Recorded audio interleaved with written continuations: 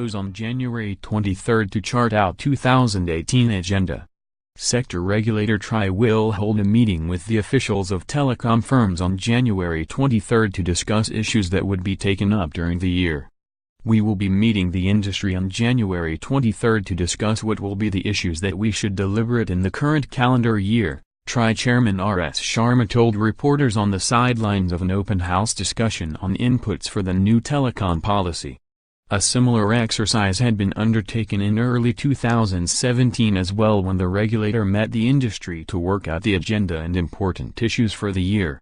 After meeting the top officials of telcos on January 6 last year, the sectoral watchdog had decided to form a joint committee with telecom operators to review tariff rules and telephone numbering plan.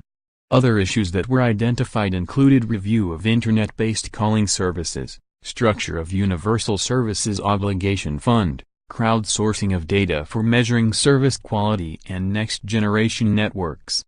The meeting this year comes in the backdrop of the financial difficulties being faced by the industry, which has seen its revenue and profitability come under pressure in the wake of intense competition in the market.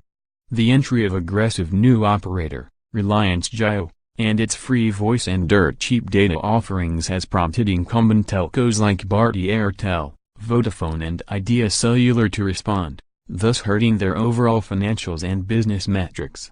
The industry is saddled with nearly Rs 4.5 lakh crore of debt. And taking stock of the financial woes of the sector, the Telecom Commission recently approved a proposal for giving relief to the industry by allowing operators more time to pay for the spectrum they bought in auctions.